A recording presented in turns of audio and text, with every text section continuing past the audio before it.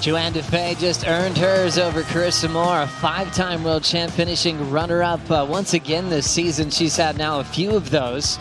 From the opener at Pipeline, was runner-up to Moana Jones-Wong. Also another runner-up performance at Bells Beach to Tyler Wright. And now runner-up here. Absolutely, and he's a bit further, or it's Filipe Toledo up and riding up the point. One of the fastest surfers on the planet getting started. Backside blast complete for Toledo. That section's going to stretch out dramatically. So, bit of downtime, but he'll hang in there.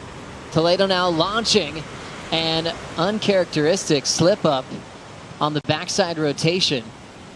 Still world number one. We'll see what happened here. Nice carve out of the top, comes around the section, just gets caught a little bit here. Does very well to get around at the bottom of the wave. And then went for the air, but the board turning. Let's hope that he's picked the right one to have a great performance this afternoon.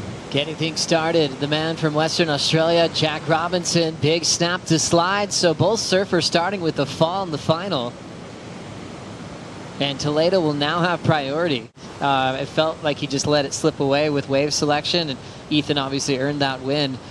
But he climbed back up the ladder with a final in Portugal to the win at Bells. As we see the backhand snap complete from Jack Robinson, he'll hang on to the finishing move under Felipe's priority. Just trying to get a quick wave under priority, put the pressure on Filipe. Has done on the inside. I like the tail slide here. Lets it slide for a while and then pulls it back into control. And one of the hardest things to do in the game, go all the way and beat the best surfers in the world to be the champion of the event. In motion, we're watching the backhand of the Australian Jack Robinson. Flowing through some backhand arc, stomps on that one to slow down the momentum and force the slide. And a good way to change up the variety.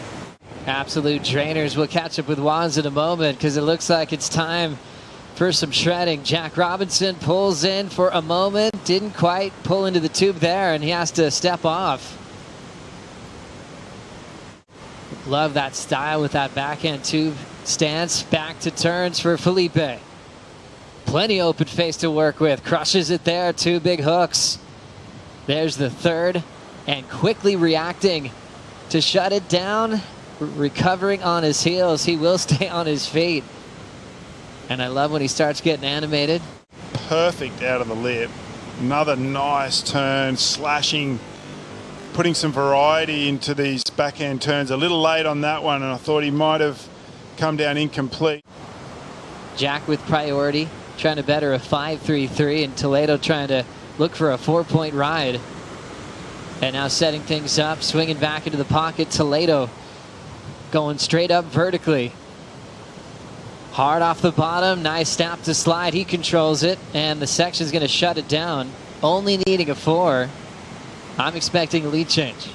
As we see, got into this wave really early, which he had to kind of slow it down again to get in the pocket, but that was a great turn.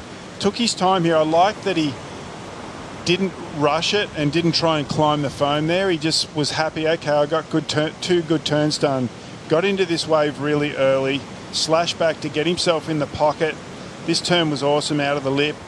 And then this one here just got himself up in the lip, tail loose, and was looking for the float, but just decided, no, I've done enough, that'll do. Great read, and when anytime you see a framed up turn like that, straight up vertical, you know how dynamic that is. It felt good for Toledo. Came out of that with a lot more speed as well. Yeah, and look at this one, tail above the lip, in full control, coming down, goes, oh, I'm going to go back up there again, but no, I'm too late. And Jack still repositioning. He might be able to get into this one. We're already into the countdown. 3 seconds on the clock. He's up to his feet, needs a 6.67. Hammers the first section. Blasted again under the hood. Looking for a finish. He's got to stay on his feet, and Jack Robinson shuts it down on the buzzer, chasing a 6.67. Did this in the semifinal. Did he just do it again, Luke? Jack coming off the bottom, vertical slash out of the top, comes around, bashes it one more time. That section went a little bit flat. It was a little hollow, or I'd probably say he got it, but I'm not too sure. It's really hard to say. Some really good surfing out of the lip. Maybe needed a little bit more fin in that last turn, maybe. But Jack has the chance right at the end again to get the score. Has he done it? Well, one thing we know is he doesn't get rattled when his back's against the wall. He doesn't mind taking off here in the horn sound. He's clean, he's reliable with his backside snaps, both in the most critical part of the wave. And he's not looking for the best number of the heat, Luke. Filipe has a 7.83. He needs a lot less than that at a 6.67. I feel like the judges are going to have a long look at this. I feel like it's close. So then feeling like that last wave had a bit more wall. First reaction from the panel. And second are saying he's going to turn the heat. They're liking it. One judge says it's under. It's coming down to one more score for the average. For the second time on finals day, Jack Robinson waits, and he does it again. Robinson at the buzzer, a 7.0, Wow. has gone back-to-back with his victories from Margaret River, and now the champion of the Quiksilver Pro G-Land.